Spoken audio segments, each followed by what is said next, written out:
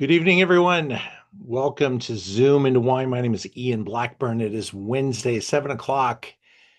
We've got another great gathering for you guys for this evening. I still have some people coming on board here, but we have a pretty nice big full house tonight. And I really appreciate you making the time to do this with us. So let's get right into it. Every week, we get together with some awesome people and taste some really special wines. We send out these little tasting jars. Hopefully, got all of yours in good shape. I tasted the wines on Monday. We fill these jars up, we send them out, and they just decant perfectly. By the time they get to you guys, they're in really beautiful shape. And we get to taste six great wines tonight from all over the place. The topic is Pinot Noir, although that's not Pinot Noir. That's a Is that the what do they call that? A space station? Does that look like out of Star Wars? This little space station there in the center.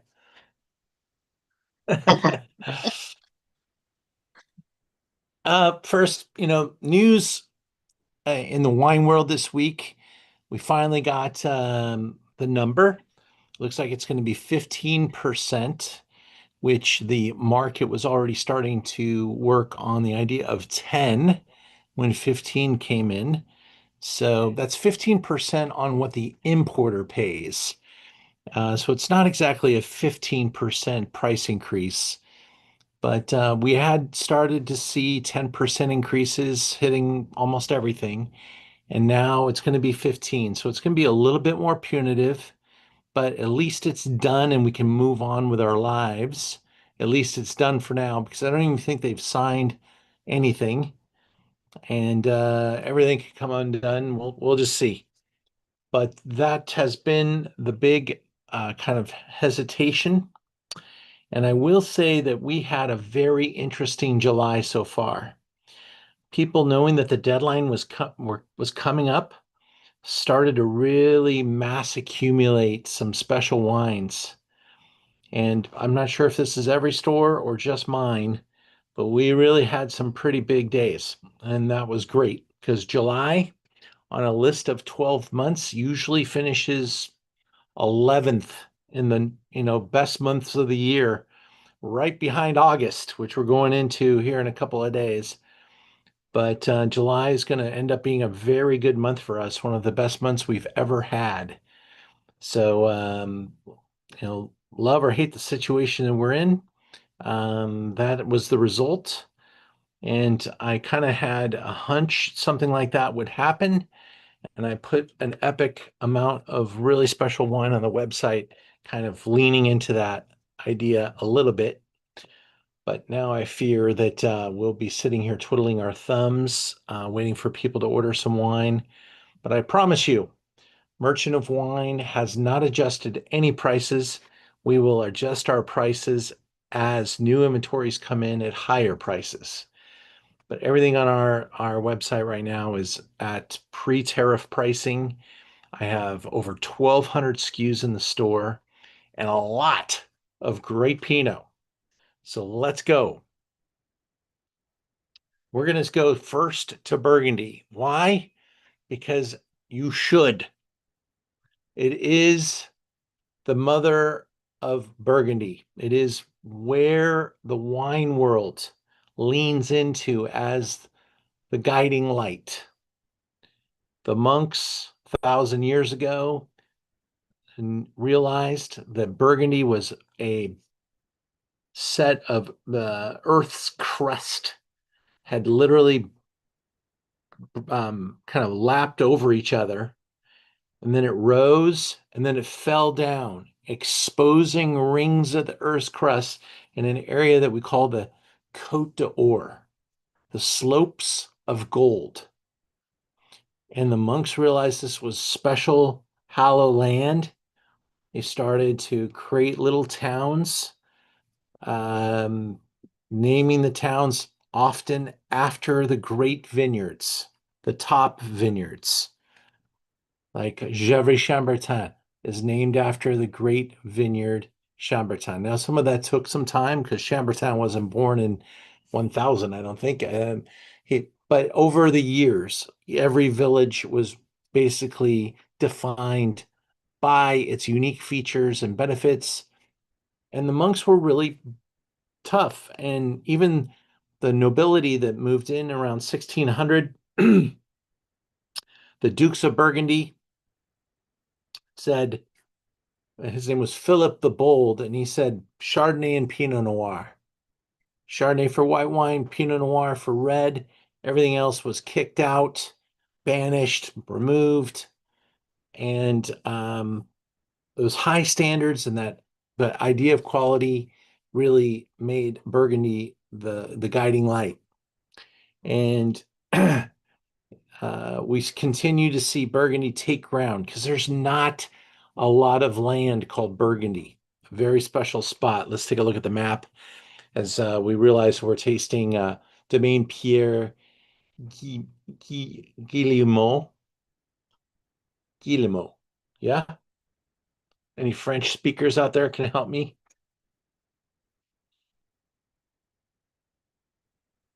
I'm going to go with Guillemot. We're going to go into the map and take a look here.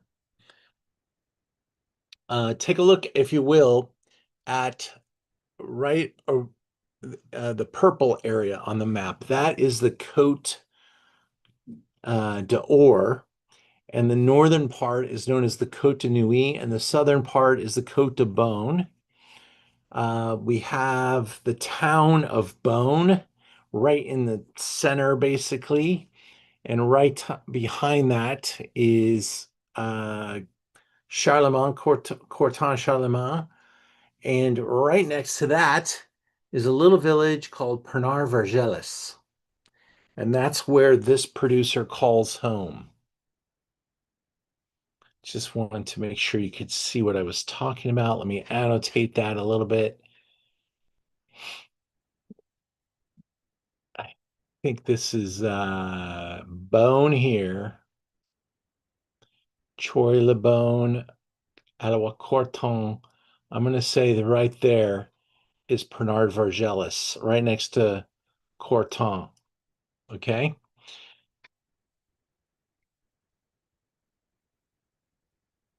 Forgive me if I'm off by a quarter inch. Let's move to the next one. Annotate off. Boom. Go away. Did it go away? Yes, good.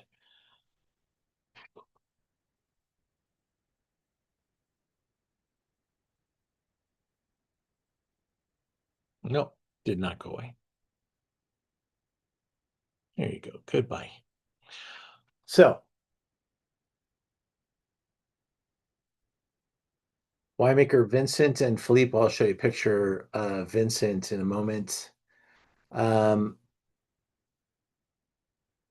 the sons, the next generation, or maybe two generations removed.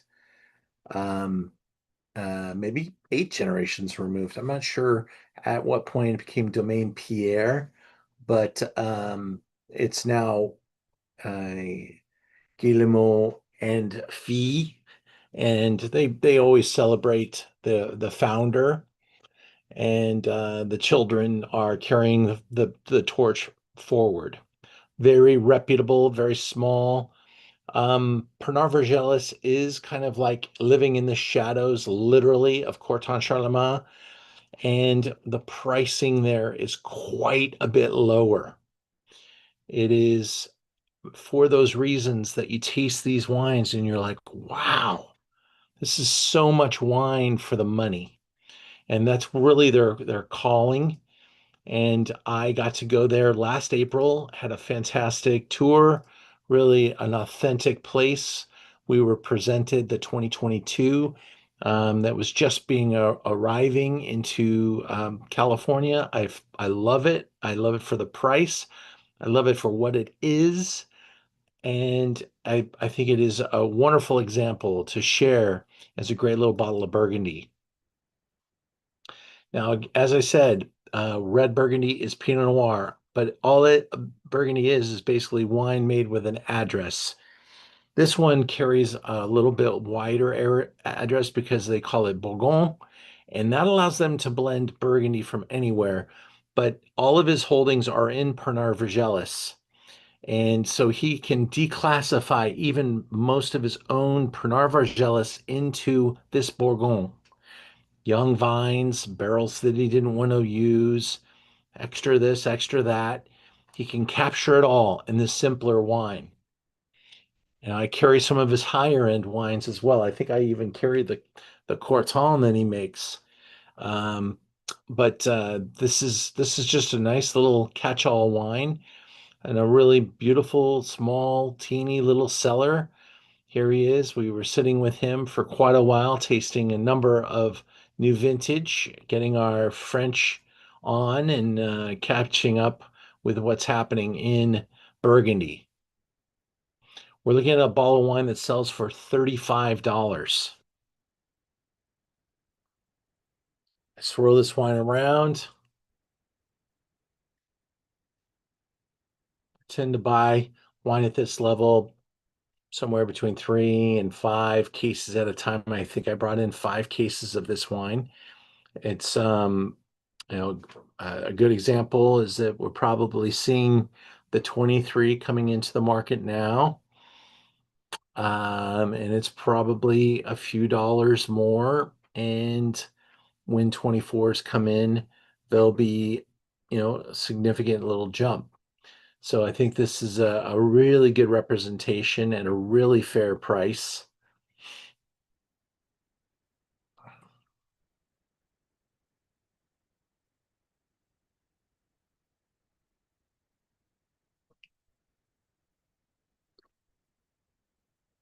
And you smell cherry skins, black cherry skins, red cherry skins. There's what's really great about this wine is that it's done. This is generous. It is meant to be drank. You have probably till 27 to drink this wine and wonder how many more years it's going to go. It's a 5-year wine, kind of made for that. You could certainly test it and go a little bit further, but no problem. Over the next couple of years, it's balanced. It's got wonderful weight. What I love about it is it's not so heavy that it's going to take away from food. Erica's on the Zoom tonight. Lighten up the chat box. Thank you, Erica. Cherry and herbal notes, 100%. Very nice acidity and balance. Thank you, Mr. Morris. Jason and Julie Bell, good to see you again.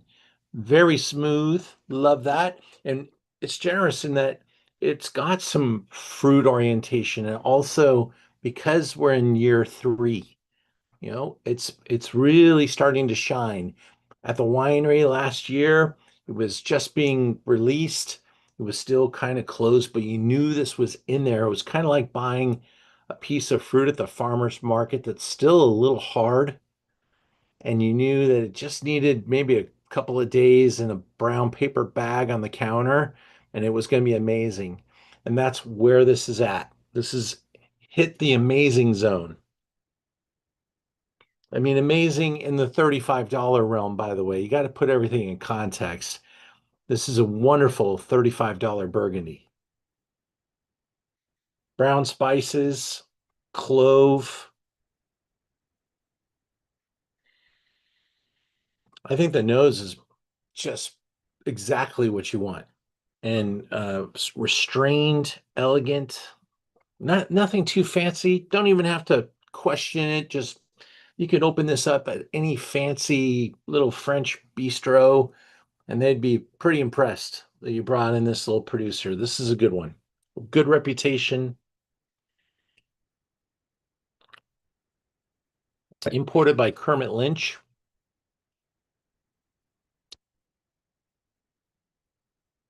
Solid, light. That the finish drifts on for a bit. Good acidity, good balance. Really well done. Like it, and I hope you do too. It's a great way to start off a show on Burgundy. Show something classic, something value. And there are Bourgognes from Burgundy, maybe higher tier producers that can sell a 75, 125, a $200 Bourgogne because they're going to declassify, but their name's going to be on it, and it could be quite a bottle of wine. The idea here is that it's not super address specific, but more appellation specific, and that's it. The more specific the address, the higher the price is going to go. And just a reminder, you could take this name, put it into my search bar. Nope, that didn't work.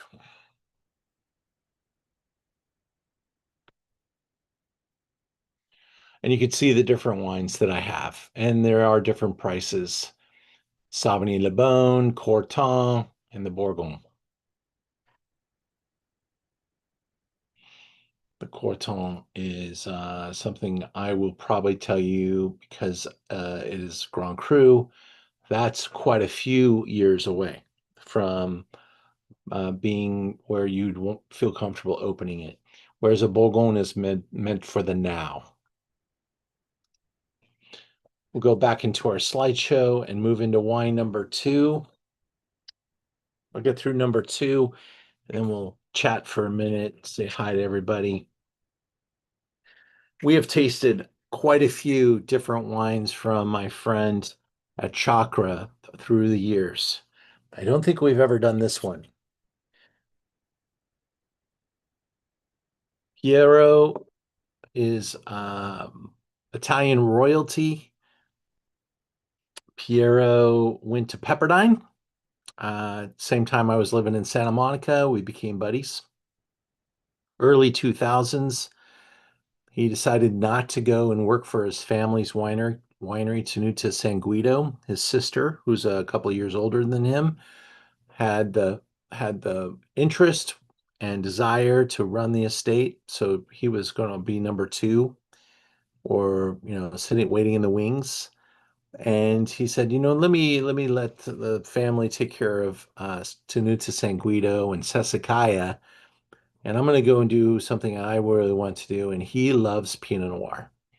So he found this vineyard down in Patagonia. It was an old vine vineyard site. And he started to do some research, ask a lot of questions, brought down some expertise. Everyone gave him a thumbs up, and he started to invest down in a part of the world that is really undeveloped in the wine world, Patagonia. I had the great fortune of taking a group to Argentina last year, and we were able to visit the Chacra estate. Not many people have been able to say they've been there. It is not open to the public. It is very much a by appointment place. We even got to stay in his private quarters there as a group. It was magnificent. The whole team was there to help us and led us through some tastings, vineyard walks, biodynamic treatments. Really an incredible visit to Patagonia. It's beautiful there, windy. So we aligned the property with these cypress trees that you'll find in Tuscany as well. And they're tall, they're thin, and they create this barrier. And he parcels off each of the blocks in like 2 acre or perfect hectare blocks, basically, protecting with the trees, keeping the winds down, and creating these biodiversity centers. Everything is biodynamic there. He's got little or biodynamic tea treatments that they use or make using the biodynamic practices. And this is his most natural of wines. Azufre, no sulfur. Okay. The vine average age somewhere over 30, but there are many vines that are over 80. And he makes a wine called 1935 or so, 33, I can't remember, 32. Um, and then he makes a 55. He makes a Zinasufre He has a lot of different wines, and we try to carry almost all of them. Um, I'm a big fan of his. He's a very bankable personality. I think the wines are tremendous. They get huge scores. They're very hard to find. I've got a great inn, so I'm going to continue to grab as much of his wine as I can be able to build up in our inventory. And his white wine partner is a very famous Bourgogne winemaker named Jean-Marc Rouleau. And Rouleau Burgundy sell for lots of money. So um, Piero's got some really great partners in this project, a lot of great wisdom, and he is a really sharp dude on his own. And here's a look into the vineyard that I was just explaining, how he's got those trees outlining the outside. Everything's natural. Uh, the soils there are really diverse, lots of rock and mineral. Um, Really a cool site. That's off of the back patio, off of the house. We were actually traveling with a person in our group that brought a drone. And so we were flying that over the top of the whole property, taking some cool pictures. Here's a look at the Azufre. It's 100% Pinot Noir. They do or can use some stem inclusion, but not much of it. Keeping things really clean, going for purity, going for balance, restraint, high ethos, all natural winemaking. Um, I'm not sure if he is ever going to become certified biodynamic, but I think he did. Actually, he might have. Yeah. Um, but he doesn't put it on the bottle. He doesn't even promote it. Those are just how he lives. And he does it for the bees. He does it for his workers. He does it for the water, all that stuff. That's Piero and Chiesa della Rocchetta. And this wine got 96 points. Fall into the description. James says floral and buoyant nose with fresh red berries, roses, and mineral. Really bright and energetic on the palate with beautiful tension and juiciness. Subtle, sappy, layered. The mineral spike extends to a simply delicious finish. Drink now.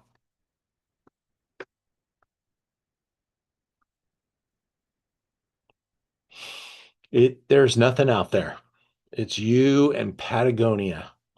And Patagonia is vast and it's raw. And there's a little city where you fly into, and it's very much like a mining town meets, you know, probably not much other industry.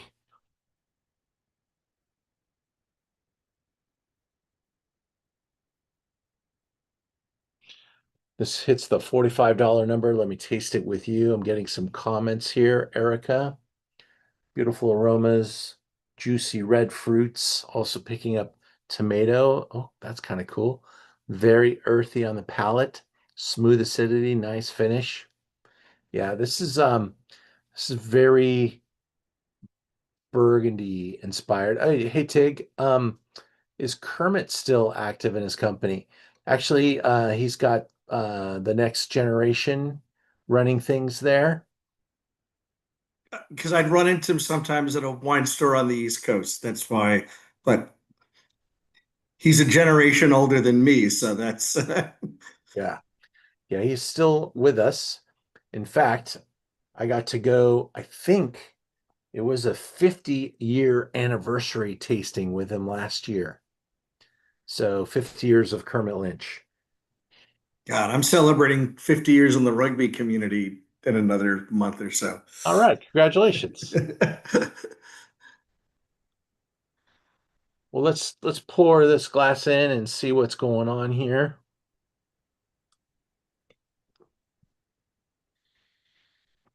Really restrained. I think also the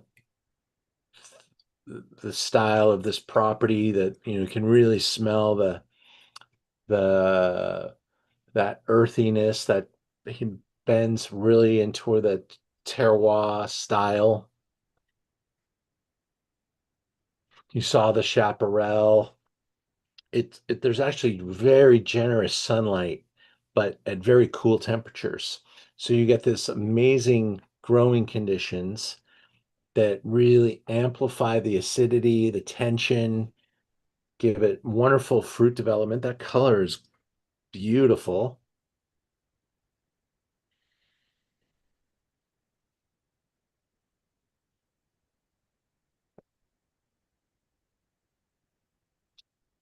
Wow, that's drinking great. Okay, get in there and feel the length there. This is some significant quality. It's giving you that resonance, that continuation, that that it's delicate, it's earth oriented, but it's not all earth, and it's stony, but it's not all stone. But it does definitely lean into that minerality quite a bit.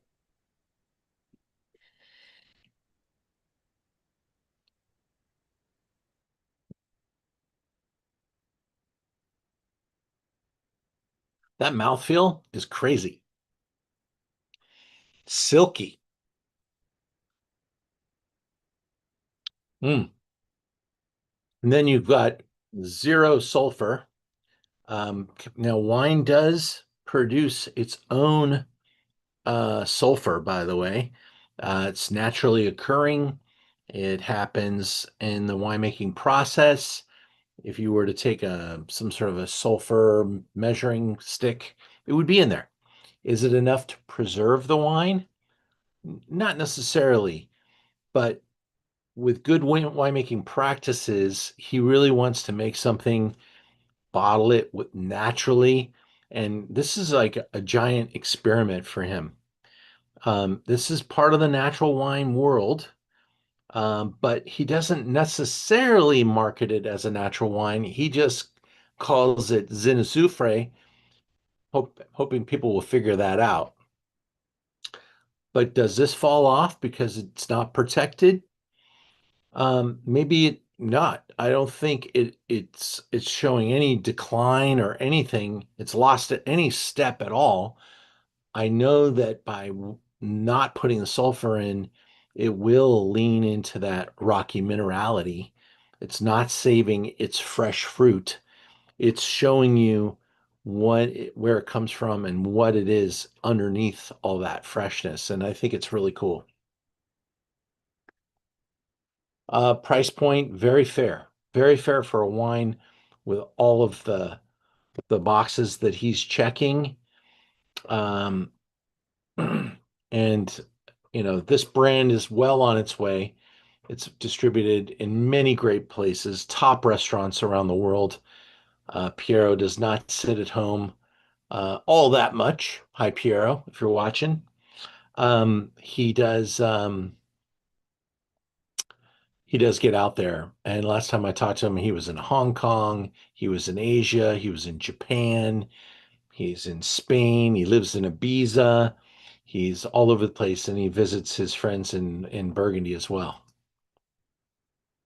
Wonderful wine. Take a second here and just say hi to everybody and hope you're doing well. I've been working quite hard. We just got done with the Stars of Pinot last week. Was a sensational day in Beverly Hills. We had so much talent in the room. It was unbelievable. Uh, Almost 40 wineries, both legends and new wineries that you want to learn about. Many of them standing right there, pouring their wine. Probably 120 wines for you to taste.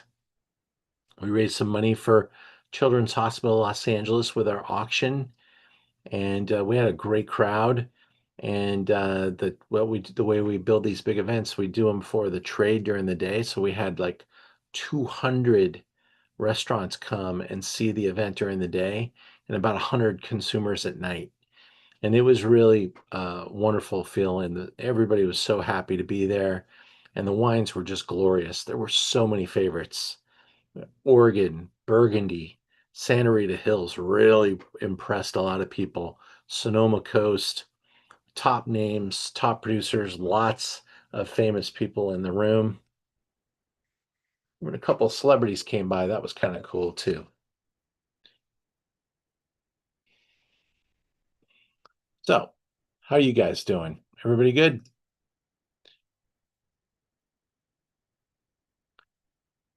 Uh, get you back on my screen. Remove spotlight. There we go. Sandra, all's well with you. Awesome. Lisa, always good to see you. Brian, I can barely see you. Maybe that's on purpose. That's a cool optic, though. Jason and Julie, how are you guys? Doing well. You're representing your Padres.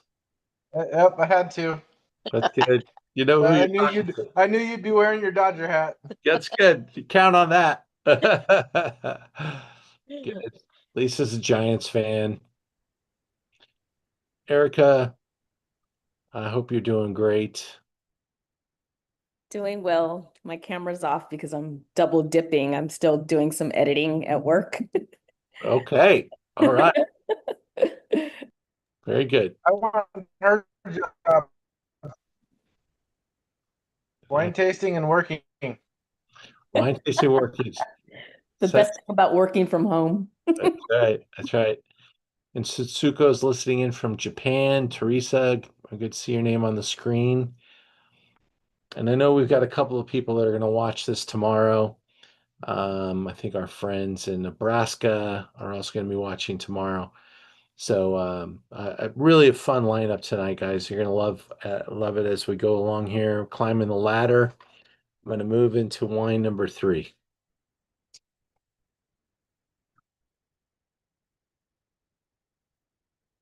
I got to tell you, if anybody asks me who my favorite producer is in Oregon, there's a couple, always a couple. It's always hard to pick one. But at the moment, my favorite go-to wine in our store is this one. Now, uh, it's a baby and it's still got some development to go, but this producer is way too good for people not to be talking about it. This wine got 95 points. I totally love everything about this wine. We're in Willamette. Oregon is starting to build another reputation, by the way. We're gonna do some zooms in the future, probably not for a while, but we're gonna get into this Walla Walla Rocks district, and we're gonna start seeing some Syrah and Cabernet, and the word Oregon is gonna be starting to be attached with some of these because they're actually made in Walla Walla, but on the Oregon side. And this Rocks vineyard, you just can't believe it. So I've got one wine from there already on the website. I'm going to get a couple more and then we'll make some noise about it. This Columbia Valley right here also falls on the Oregon side. And there's some Chardonnays from the Columbia Valley Gorge that'll blow your mind. So lots of things happening in Oregon, all in the quality direction. And I'm really excited about it.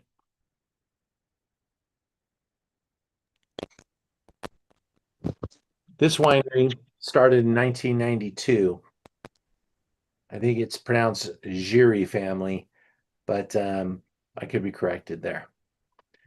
Not one I have visited personally yet, but they know who I am. I've visited them when they come to Los Angeles, usually trade shows. The family's all there, and I spend a very long time talking with them. They make a couple high-end wines that I want to put into the store. I bought some for my personal cellar, but the the store is still kind of developing, and my cash flow, I got to be worried about it. So I bought this one because I think the price value is really, really tight and hard to beat. 67 acres of vineyard. They specialize in Pinot. It is majestic. I mean, Pinot in Oregon. It's like when you get there, you're like, yeah, this place is perfect for Pinot. And they've been killing it, taking names, taking ground, taking market share for years. Um, and also building their reputation around a single grape variety. I think it's a testament to really good ideas being put to work. Their wines definitely celebrate all of these marks, such as fresh, wild, savory expression with vibrant acidity and elegant structure. I think those are nice marketing cliches, but really appropriate. Pinot is a grape variety. This is always we show this slide because we'll break this video apart and have the videos uniquely positioned on each of the wines on our website, which is what we do with our Zoom recordings. We take them and put them into our web store so future people can watch us talk about these wines and provide some education. So when you're speaking about Pinot Noir, there's some things here, the classic definition that we should have in mind: raspberries, strawberries, cherries, violets, and the way that it ages. Also, Oregon is a cool climate, relatively cool. Every time I've gone to Oregon, it's over 100 degrees, go figure. But it is considered a cool climate. It's 100 degrees during the day, 50 degrees at night. And that's why Oregon is great for growing grapes with wonderful tension and acidity. Here's our winemaker. And James Suckling says, very firm, focused, and concentrated, showing pure black cherries and black currants on a lively frame of nervy acidity and moderate tannins, mouth-watering acidity, with fruit expanding on the palate and spices like clove and cinnamon developing, all textbook. And I think that what's kind of like good for wine people is we have all these textbook things that we're checking off. Yep, that's Pinot. Yep, yep, yep. But then there's this nervy kind of cool thing. And I really noticed on the nose when I opened this up the other day, this really cool kind of that nose is kind of like, oh, that's cool. And then you look at the color and you're like, wow, great color, wonderful purity. Mm.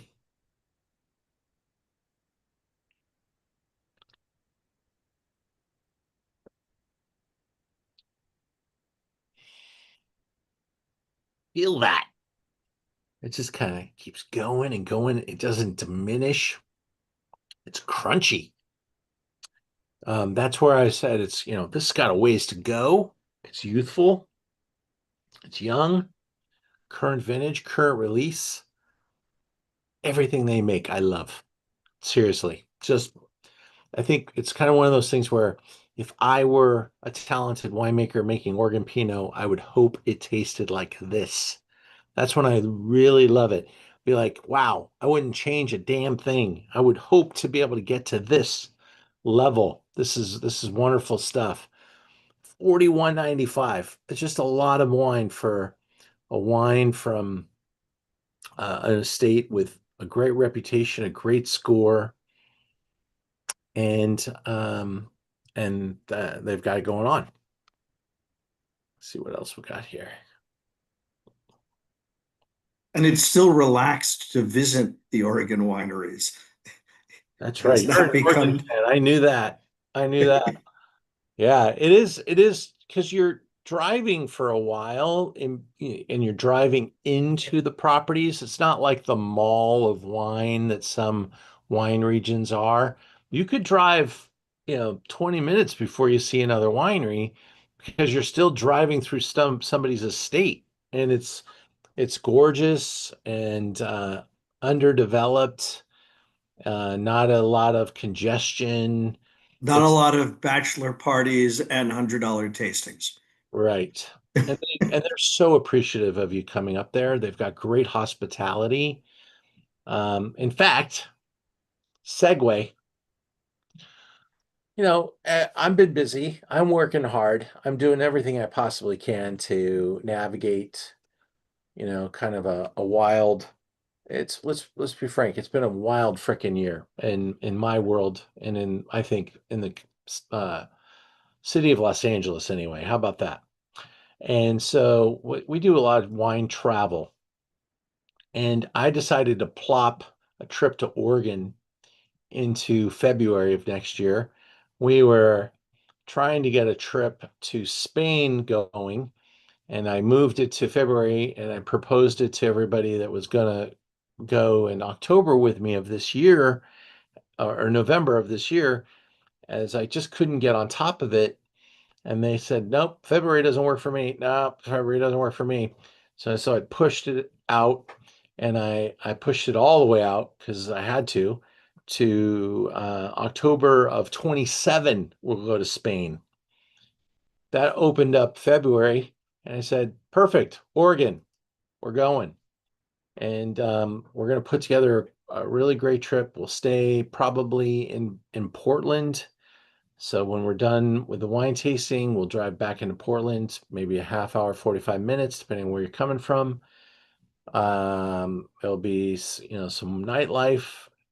Portland is famous for keeping it strange. And I love Portland. It's a cool place and beautiful, beautiful bones.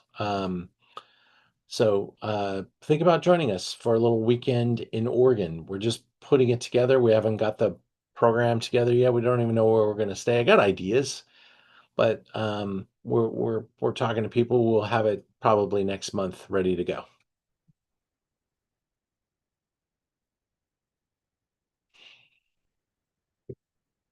Just kind of take one more sip of this before I move on.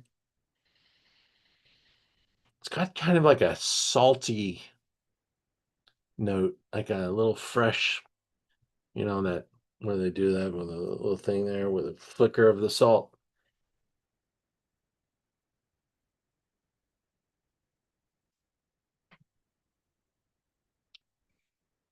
Love that nose.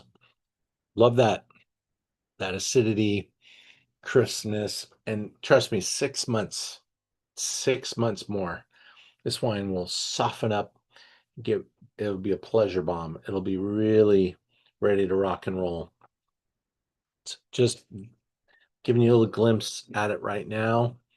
And I think it's really continuing to evolve at a really nice rate. All right, moving on to our next wine.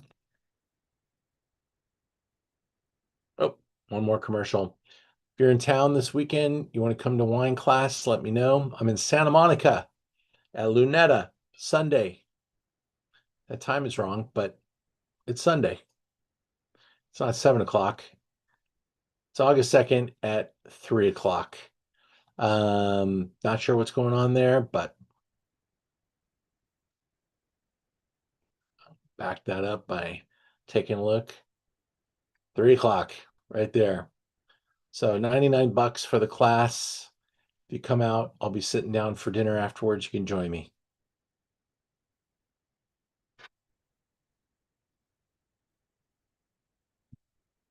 Lunetta's a great spot. Rafael Lunetta,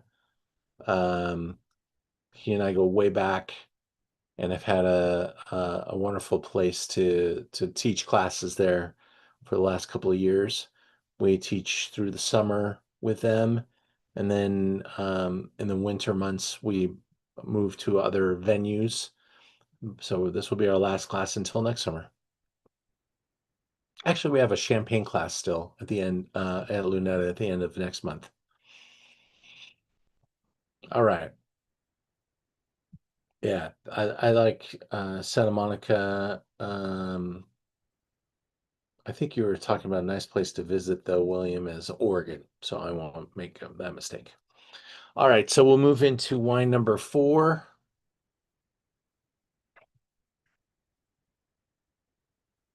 You know what Oregon has is great restaurants, really good food. I mean, talking farm to table, my God.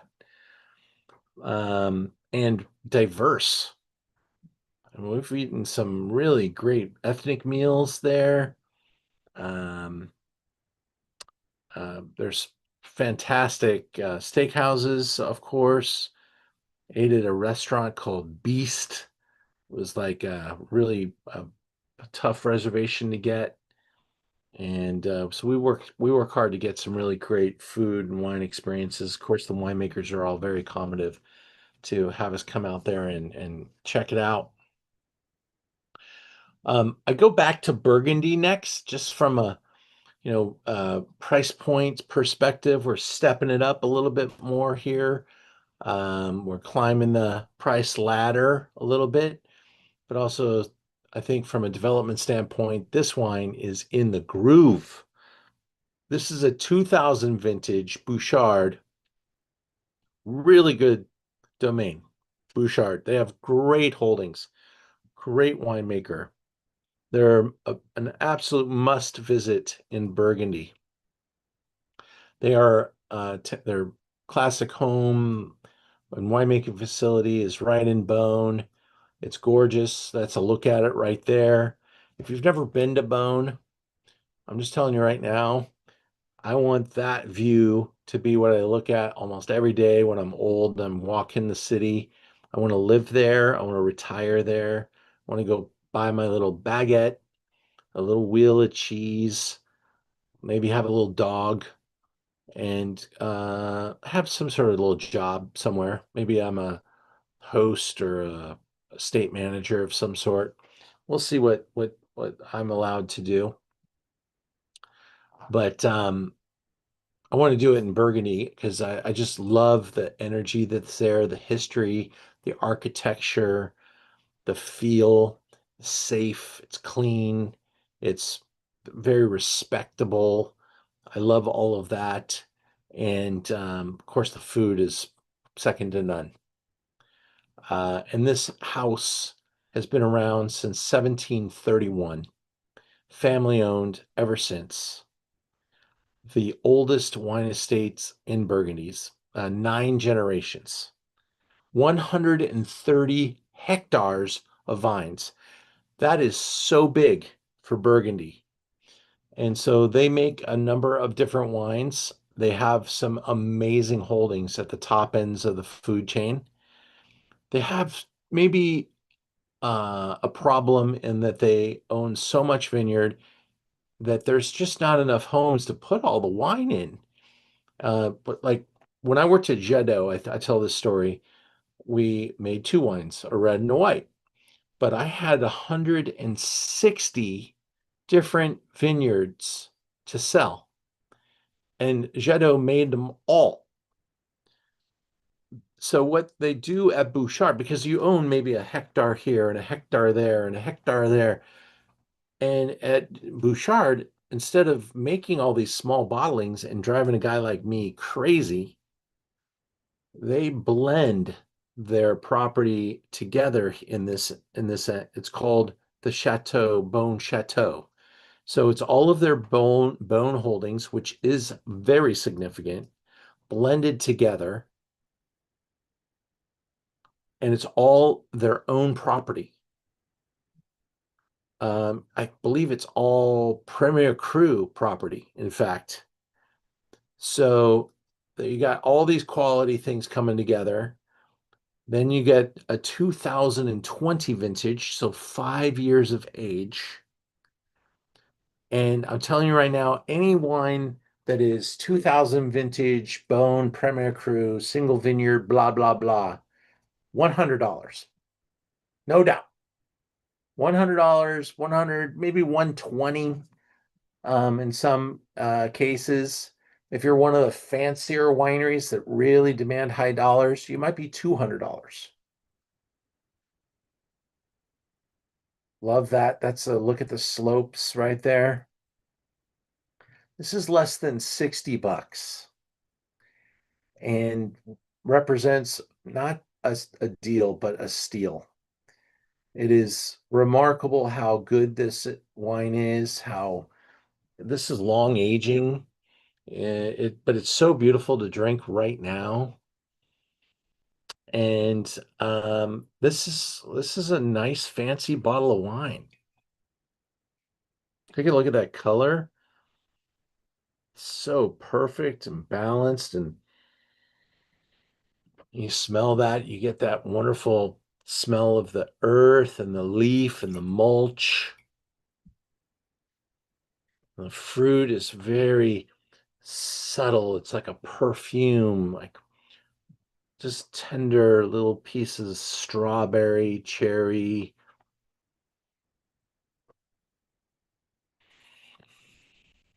Then you get to some spice elements, those brown spices. I call them like Christmas cookie spices, like cinnamon, clove.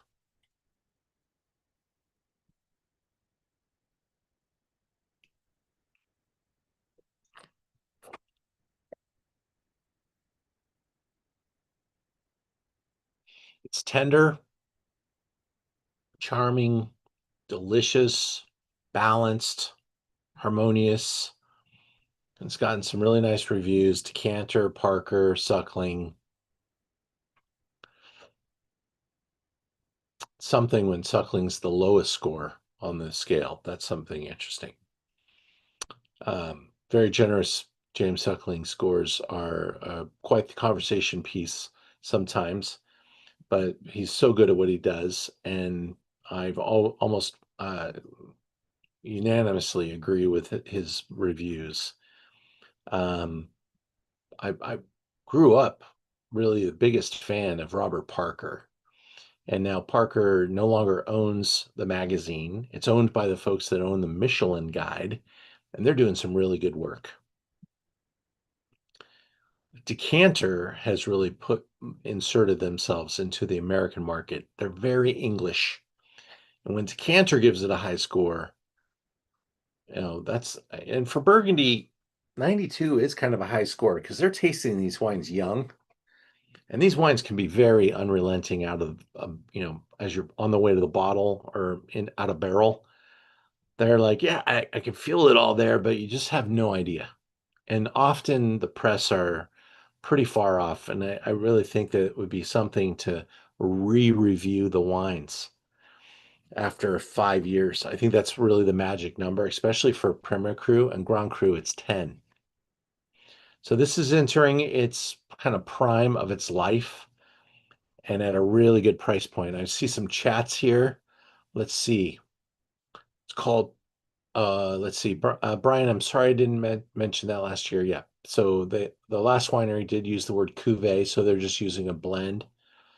Let's see. Palmer House, if you love Pinot and mushrooms. Okay, is that the name of the restaurant? I will check that out. Thank you for that. So beautiful. Okay. I get fig. Are we on this wine, Erica? I think Yes. good.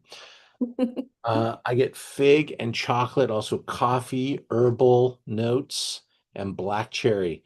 Yeah, this wine is quite complex, right? You got the balance, you got the length, you got the complexity. And these are things that, there's winemaker compliments that we can give them. And there's also bottle character that's come around after winemaking that's helped develop in the bottle and really expanding the likability of this wine.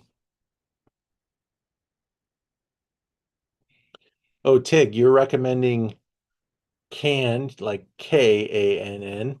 That's Gregory Boucher's restaurant. Well, we are specialists in getting the hard to get reservations. We'll figure it out. I'm trying to remember the name. The best clam pizza I've ever had was in Portland, better than New Haven, and I've got to find the name of it. That is not what I would think of when I thought of when I think of Portland, a clam pizza, but that's cool. Run by some Russians. Well, It was they really gave life to they kind of brought donuts back. They made donuts sexy again, There's some interesting things that Portland has going for it. At another moment, I want your donut recommendations in LA, which is probably the donut capital of the country at this point. But I don't eat donuts. I mean, I do Oh, in Portland, but I don't eat them in LA. Although I think I think they're really fun, and I would not turn one away if someone hand put one in my face. But because LA has become the donut capital of the United States at this point with immigrants.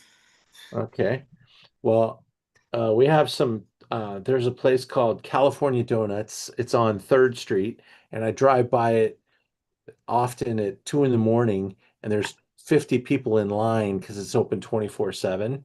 And they have like the window thing where you walk up to the window and point, and they hand it through a window. I think it's a brilliant business model, and I think every town needs a place like California Donuts. And I hear the donuts are really good too. All right, so I hope you guys enjoyed the Burgundy. Now, remember, when you're tasting wine, sometimes you're tasting it without food and you like it as a drinker wine. Whereas Burgundy really is saying, hey, don't forget the food. And, beef bourguignon and a bottle of this wine, home run. Lamb chops. It's what I've got in mind for this right now. Love me some lamb chops, probably the easiest thing in the world to make and quite affordable compared to beef and other things. Um, and very, sustainable. So I think some lamb chops and a glass of this Beaune de Château are in order. Hope you guys enjoyed that.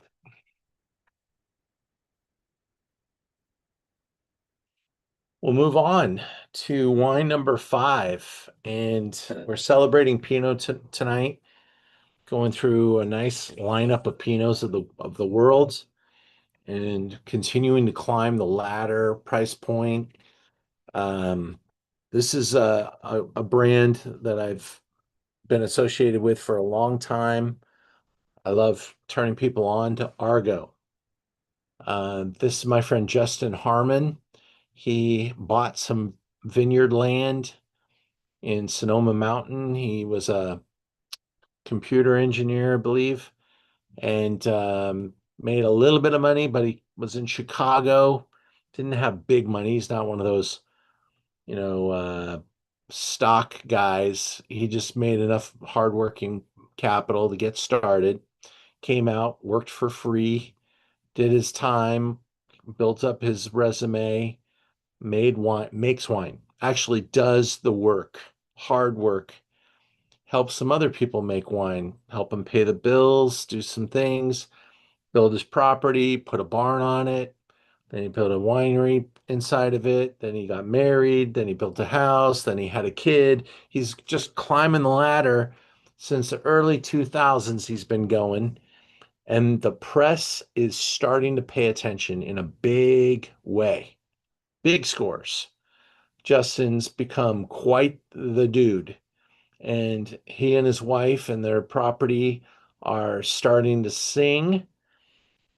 This wine isn't 100% estate. He is buying a little bit of fruit here, but some of his top wines that he gets some really big scores. I carry a couple of them. One's called Bastard Tongue. Um, Sells for probably double what this wine does, but he has a lot of the same holdings in this wine. I worked right underneath that hill. I made my own wine right down the street. I love Sonoma. I think close to the Sonoma coast, which is his property is right up against the Sonoma coast and the Sonoma Mountain appellation. It's 100% Pinot. He does make some damn good Cabernet too, and every winemaker's got a little passion project, and his is Syrah, and his Syrahs are as good as they get.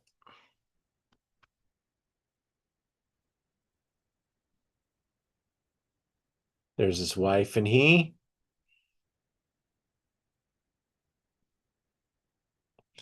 Medium purple, ruby purple in color. The 2021 Pinot Noir strolls confidently out of the glass with upfront notes of black cherry compote, wild blueberries, and underbrush, plus wafts of violet, graphite, and Szechuan pepper. The medium to full-bodied palate is jam-packed with juicy red and black fruits, supported by a lively backbone of plush tannins, finishing with a real skip to its step.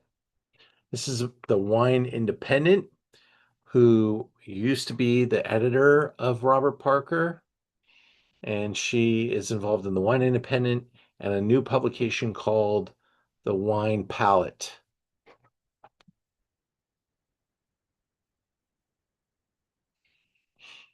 Glorious colors, probably that's taken in and around November, right after harvest. Maybe late October, but $39 here. Now, why did I show it here after the more expensive Burgundy? Well, you taste it and you tell me why. This is bolder, bigger, riper, richer. This is going to be something that makes this is like a drinking Pinot Noir. You could definitely have it with food, but this is the kind of Pinot that you're just going to want to pop it open and love it. He plays around with a small amount of stem inclusion. I get just a little kiss of that in the nose here.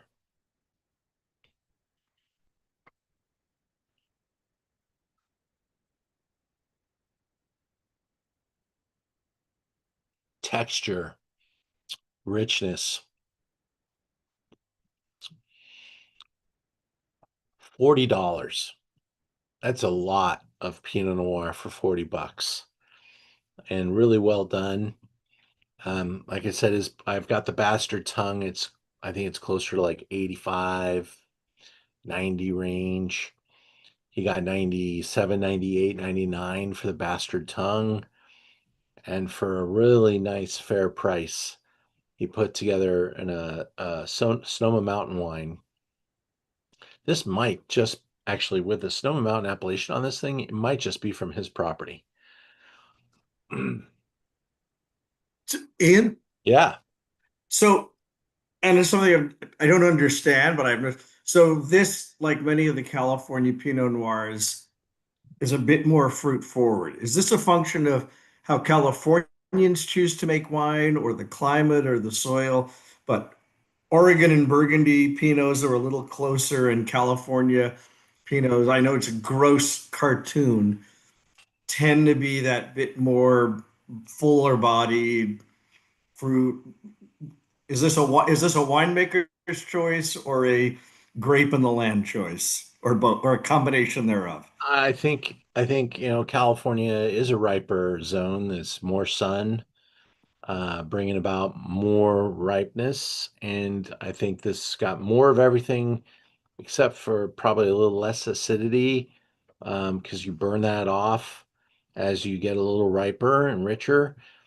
Justin's definitely a California winemaker making very authentic wines of his place.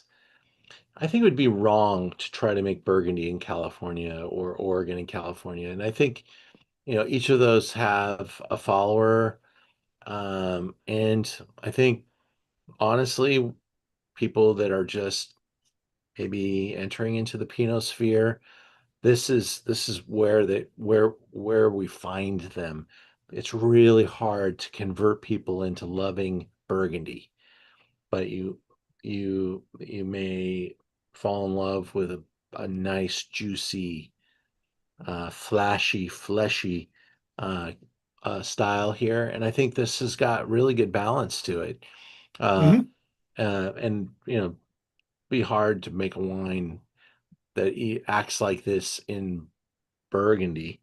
Um, I think I think what makes it different makes it better, and what makes it different is that he's really being true to the place that he's grown the grapes. And honestly, this is wine that he loves. I mean, he loves his Mhm. wine, and he is really got a following. He sells probably 90% of the wine that he makes to his wine club. And if you like this wine, then you follow this winery and you'll really enjoy it. I think as I'm sitting here, I've got my Burgundy glass in front of me too, and I'm watching this thing just drip down the side of the glass, and it reminds me, tell you, at our Stars of Pinot, we did. I don't want to get in trouble because some of you guys are outside of Los Angeles. But if you're inside of Los Angeles, I'm going to be putting an email together to everybody that's going to be Zooming with me for next week. We're doing a Chardonnay Zoom next week, and I'm going to be including some of these glasses. But I can only do it if you live in Los Angeles because shipping glasses is about the most painful thing you can do. It's really a lot of work. And so I can't, I just could not possibly do that and keep the shipping prices anywhere appropriate. The glass isn't that expensive, but we were sponsored and they gave me some of these glasses and I want to share them with you guys. So if you're in Los Angeles, I'm going to offer them to our Zoom audience. They're great for Chardonnay, Pinot Noir, uh, Nebbiolo, Syrah, Grenache. I use this and we used it last week for champagne because what do you make? What's champagne made from? Pinot and Chardonnay. So this is what I want you guys to have a great glass. And this has been my glass of choice. This is the same glass we used, Mark, for the DRC dinner. Um, this is what I use for top wines, and I want you guys to have some.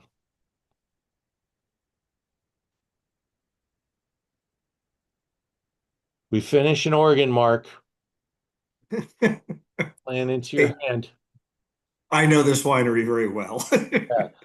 Great producer, great story. And I think it though, to a fault, only people that love Oregon wines know about this winery and or this family. Uh, Well, his dad is very famous. yeah, yeah, and so is his dad's dad. So he Oh, I comes don't know from, his dad's dad. yeah, he comes from wine royalty. We're back up in Willamette. This is Cody Wright. Ken Wright is his dad, and his Oh, that's the Talcalan wine. That's up in the hills. oh yeah, That's you've been there. yes. All right. I Uh, have sat on that porch. oh, very cool.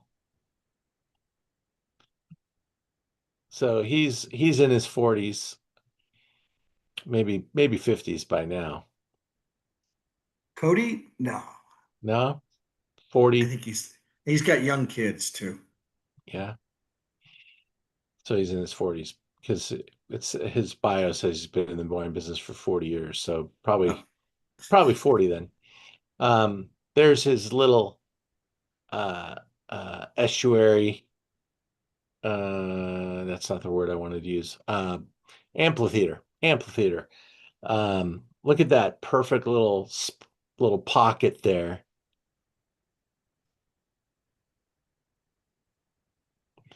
All right.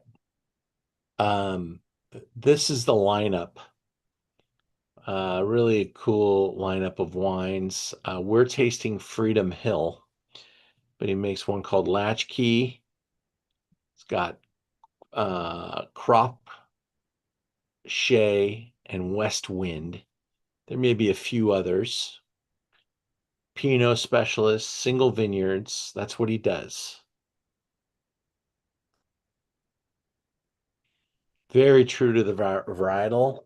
I got to get it in my glass now. Not want to pour any of these out.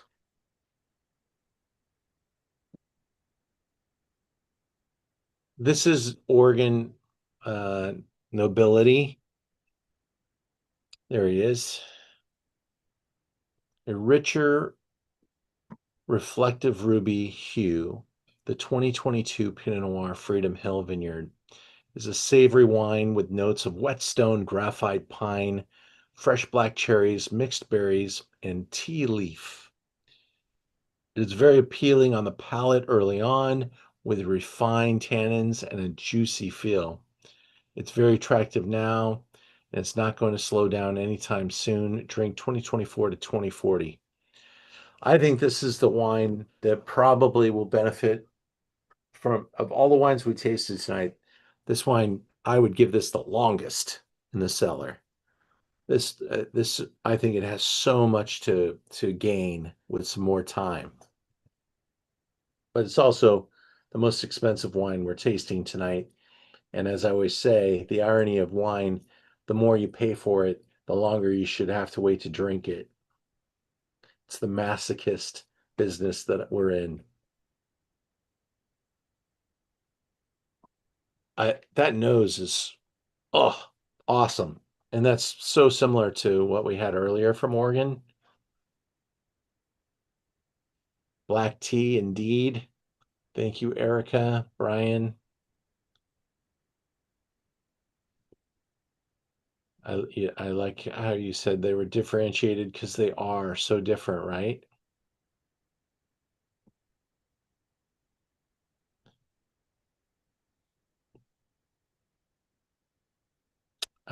William, you like the Bouchard, the one to drink with food. Agreed.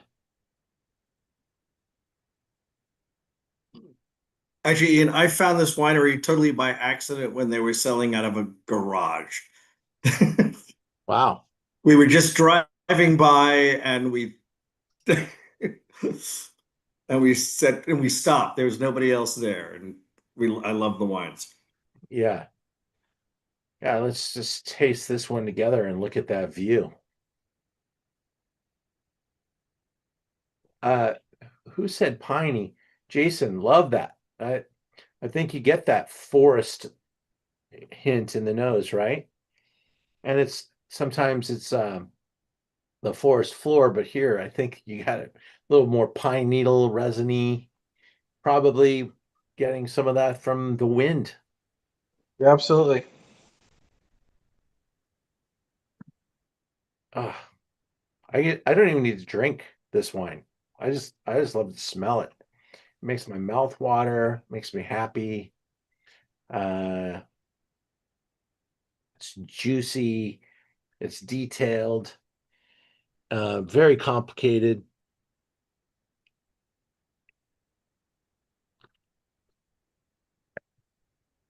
The power is so prevalent here. And you're selling it for less than he does, so Do I? Well, that's nice of him to let me do that. he won't undercut his retailers. He That's has a he has a cheaper blend wine that he sells to restaurants for 30 some odd bucks. That is a great deal, and he doesn't even sell it. It's strictly what he makes for the trade and restaurants, and it also, I don't know if you can get it being in the trade, but it's another one I might that be able to get punches that. way above its price. Yeah, I carry a couple, so I try not to. I can't be. I mean, I think I have like 100 and something Pinot on the list. Um, in fact, let me go there. But $60 here for a 97 pointer. I think that's a pretty good price per point. And so when I go into Pinot Noir, there's different ways to look at it, but I've got the Evening Land, really nice little soft step into Oregon Pinot, $23. This has been a great wine for a while that still people, That's a good winery. the Evening Tendril. Land. Oh yeah, Evening Land. Evening Land. I have some of their better wines. They're very consistent. And here's that entry level from Chacra that we've had before. Here's the Burgundy that we had tonight. There's the Argot. Here's the Cristom. Omarosa's been tearing it up with me. If one's willing to splurge, which of the 2 years of the bastard tongue you have do you like better? Oh yeah, I do have two of them right now. I'm probably down to bottles of the older one. I would always recommend drinking that with a little bit more age. So grab the older one. Plus, every year that wine keeps going up in price. Are they similar priced? Yes, at least on your website they are. Yeah. There's bastard tongue right there. Yeah, Uh, you have the 21. Is it the 20? You have 2 different years of it. yeah, so Yeah, the 21 and the 22. 21's $80 and the 22 is 85, and I think the 23 is going to be 90 something. Got it. But very consistent, high 90s, sells out quickly. It reminds me, I think the 23 Bastard Tongue is coming in right now, so I might have to grab that soon. But I think I've only got one bottle left of the 21. Sorry. Oh, So that's it. That's it. yeah, Okay. grab Nobody else take it. I'm putting it in my cart. that. Thank you, Mark. Um, Mr. Talley was at my Stars of Pinot last week. His Rosemary's is one of my favorite wines ever. I profess that I think Almarosa is probably one of the best winemakers. The new winemaker at Almarosa, she is really delivering some energy to this very good brand, but she's taking it to all-time highs. I mean, we keep going. I mean, look at how many 95, 96, 97, and up wines there are in the Pinot category. It's crazy. This is a particularly cool one that I carry called Maxim, made by Sam Kaplan, really top Napa winemaker. He makes this with his wife. I'm probably the only place you can get that wine. Here's the high-end Chacra heading towards $130 a bottle. That's the Trente y Dos, the 32.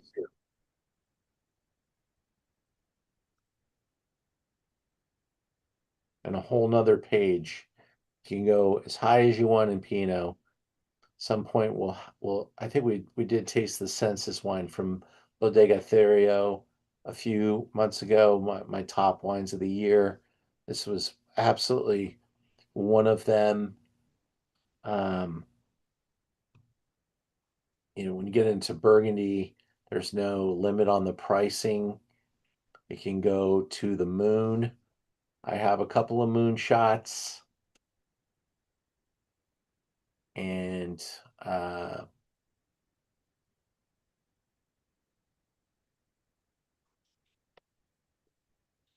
but you don't have to spend $1,000 on a bottle of Pinot to have a great bottle of wine. That's honestly, at this time of the year, on a regular night off, I will go and grab this Evening Land for $23. I'll make sure it's nice and cool. I'm gonna drink it fast, right? So, on the lower end, you can really get something that you can drink and pop. This Bourgogne, uh, my friend Brian Loring is hanging it up. He's in his last vintage as a winemaker. So we've got a couple of his wines at great prices. Whitcraft we've tasted here. We've visited Hamilton Russell. So many. My last slide, let's see if I think I may have closed that off. My last slide talks about next week, so I want to pop that open. Maybe I'll just go straight to the Zoom into Wine site and show you guys what we're doing next week. And you'll see the email. If you already bought next week and you're in the LA area, you're going to get some glasses already. But you'll see. Like tonight, I really went through and picked out some wines of difference, and I'm doing the same thing next week from Chablis couple of different wines. Uh, uh, Incredible Oregon Chardonnay, which I'm really enjoying. You know, the Evening Land efforts. We'll go back to Chacra and have the Maniquet made by Rouleau, John Kongsgaard with the Hudson wine. They made a single vineyard Hudson that just got 100 points. And so this brand's on fire. Lee Hudson, really great brand. We're going to show Nid Teese next week, and this is going to really take your breath away. She worked for Philippe Melka for 18 years and is just starting to make her own wines for the marketplace. Love the package. She's born and raised in Burgundy, France. I love talking with her about my dreams. I just told her what I want to do. She's out there looking for me. And just love the package. But she's making wine up in Sonoma and in Santa Barbara. She makes Santa Barbara Pinot Noirs and Sonoma Chardonnays. And she's such a cool character and knows her craft. So she's a brand to watch. She's getting huge scores. And next week we'll be able to dive deeply in there. Maybe I'll even be able to get a little moment with her on video. Uh, I've been pretty damn busy, and we'll see if I can make time to do that with her. But I think you'll really enjoy the Chardonnay lineup, and I'm going to throw a couple of glasses into the mix. So be on the lookout for that email. If you already got the kit for next week, you'll get those glasses if you live in LA. And I'm so sorry that if you're outside of LA, getting glasses to you very difficult. But if you're in LA or coming by, you could stop by the office and I'll give you a couple glasses. That's all right, Ian. We know you just don't like the Padres. That's what it is. It's an anti-Tatis thing. Touche, touche. Well, thanks guys for participating with me tonight. I hope everyone's doing well. Everyone on this Zoom is doing a hell of a lot better than my Dodgers are right now. They are absolutely in hate land, playing some of the worst baseball of the year. Yeah. So it's been painful to watch, but I wore the hat anyway because I'm a mess. I'm still in recovery post big event. It takes a few days. Um, Tomorrow I'll shave for the first time in like 4 days. But I've got so much work backed up, and the event last week is fun and beautiful, but it almost kills you putting them together. Such a huge day. But we have another one in November back at the peninsula, and I'll tell you about it now. Stars of Cabernet is coming. It was supposed to be in January, and we had fires in January. So we luckily the hotel said, yeah, let's not do the event and let's push it off.